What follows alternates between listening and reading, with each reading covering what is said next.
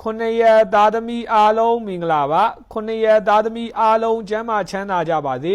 ေဆရာကတော့ဘေးရင်ရတရားဆရာထူးမြအောင်ဖြစ်ပါတယ်ဒီနေ့ဆရာပြောပြသွားမယ့်ရတရားလေးကတော့လာပြည့်နေ့အတွက်ပေါ့နော်လာပြည့်နေ့အထူးအစွမ်းထက်ရတရားလေးတစ်ခုကိုဆရာပြောပြပေးသွားမှာဖြစ်ပါတယ်ဆရာတို့အခုလာပြည့်ကတပေါင်းလာပြည့်နေ့ဖြစ်ပါတယ်အင်္ဂလိပ်လိုက9ရက်နေ့ဖြစ်တယ်တပေါင်းလာပြည့်နေ့လည်းဖြစ်တယ်ပြီးတော့ရက်ရာစာနေ့လည်းကြတယ်ထူးထူးဆန်းဆန်းပေါ့နော်တပေါင်းလာပြည့်နေ့လည်းကြတယ်ရက်ရာစာလည်းကြတယ်အဲ့တော့ဆရာတို့တပေါင်းလာပြည့်နေ့ဆိုတာမြန်မာလူမျိုးတွေကလာပြည့်နေ့ဆိုတာမြန်မာလူမျိုးတွေရဲ့နေထူးနေမြတ်ဖြစ်ပါတယ်ဒီလိုနေထူးနေမြတ်ကိုမှရက်ရာစာလည်းကြတယ်ဆိုတော့ဒီလိုနေမျိုးမှာဆရာတို့ရတရားပြုလုပ်မယ်ဆိုရင်ပို့ပြီးတော့အစွမ်းထက်စေတယ်ပို့ပြီးတော့လည်းငွေဝင်စေတယ်ပို့ပြီးတော့လည်းအဆင်ပြေစေတယ်ကိုလှုပ်တဲ့ရတရားလည်းပို့ပြီးတော့အစွမ်းထက်စေတယ်ကိုယ့်ရဲ့လုံရင်ဆန္ဒတွေလည်းပြေဝစေတယ်အဲ့တော့ဆရာဒီတပေါင်းလာပြည့်နေ့အတွက်ပေါ့နော်အထူးအစွမ်းထက်ရတရားလေးတစ်ခုကိုဆရာပြောပြပေးသွားမှာဖြစ်ပါတယ်နော်တေးသေးချာချာလေးလိုက်လို့ပါဆရာတို့လာပြည့်နေ့အထူးအစွမ်းထက်ရတရားဖြစ်ပါတယ်လာပြည့်နေ့လည်းဖြစ်တယ်နော်ဆရာတို့ရက်ရာစာနေလဲကြတယ်ပေါ့နော်အဲ့ဒါကြောင့်မလို့ပို့ပြီးတော့ဒီရတရားကိုပို့လှုပ်သင့်ပါတယ်ပို့ပြီးတော့အဆင်ပြေစေတယ်ပေါ့နော်အဲ့ဒါကြောင့်မလို့ဆရာဒီရတရားလေးကိုပြောပြပေးမှာဖြစ်ပါတယ်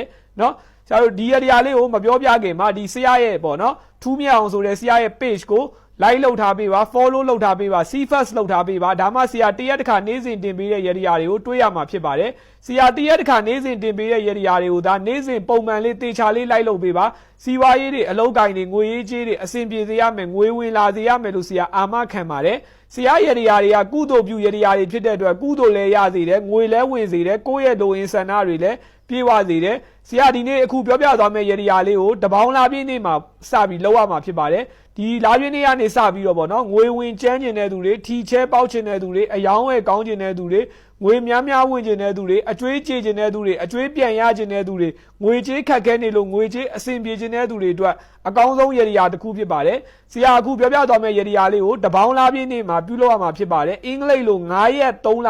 2023ခုမှာပြုလုပ်ရမှာဖြစ်ပါတယ်9ရက်နေ့မနေ့တပေါင်းလာပြည့်နေ့9ရက်နေ့ပေါ့နော်မနေ့9နာရီကနေမနေ့17နာရီခွဲတွင်ကိုပြုလုပ်ရမှာဖြစ်ပါတယ်နော်ဆရာတို့ဘယ်လိုပြုလုပ်ရမလဲဆိုတော့ဗုဒ္ဓမြတ်စွာဘုရားရှင်ကိုရောမြတ်ကြီးကိုဆရာတို့တပေါင်းလာပြည့်နေ့မှာလိန်မော်ရီ9ကွက်ကပ်ပါမယ်လိန်မော်ရီပေါ့နော်လိန်မော်ရီ9ကွက်ကပ်မယ်နော်ဆရာတို့တစ်ခါ3ခွက်နဲ့ဆရာပြပေးထားရဲဆိုတာပေါ့နော်ခွက်မရှိတဲ့သူတွေကတော့တစ်ခါ3ခွက်နဲ့ကတ်လို့ရပါတယ်ခွက်ရှိတဲ့လူတွေကတော့နော်ဆရာတို့ကိုကြိုက်တဲ့ခွက်နဲ့ကတ်လို့ရပါတယ်ခွက်မရှိတဲ့လူတွေကတော့တစ်ခါ3ခွက်လေးနဲ့ကတ်လို့ရပါတယ်နော်ဆရာတို့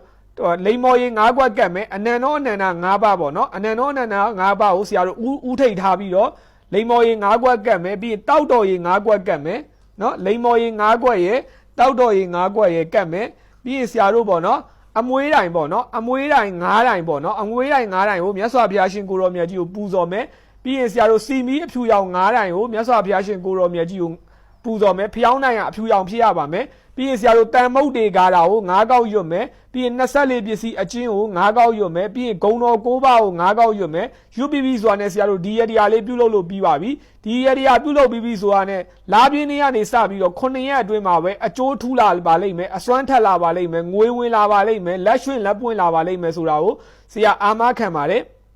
်ဆရာအရေးကြီးတာပြောချင်တာကတော့ပေါ့နော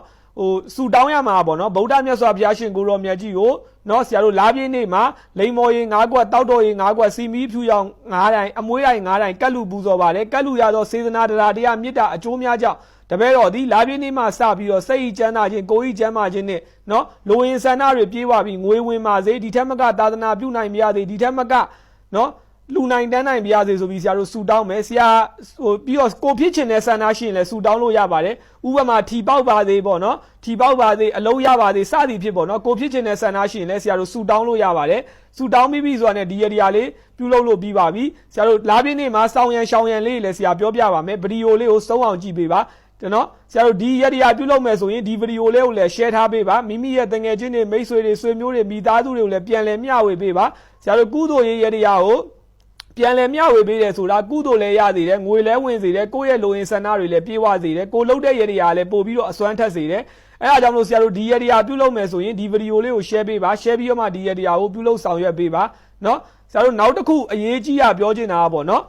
နောက်တစ်ခုအရေးကြီးတာပြောချင်တာတော့ဆရာတို့ဒီလားပြင်းနေမှာပေါ့နော်လားပြင်းနေညမှာဆရာအထူးစွမ်းထက်ရေဒီယာလေးတစ်ခုကိုပြုလုပ်ပေးမှာဖြစ်ပါတယ်နော်လားပြင်းနေမှာလားပြင်းနေညအတွက်ပေါ့နော်အထူးအစွမ်းထက်ငွေဝင်ကျန်းစေမဲ့ရေဒီယာလေးတစ်ခုကိုဆရာပြောပြ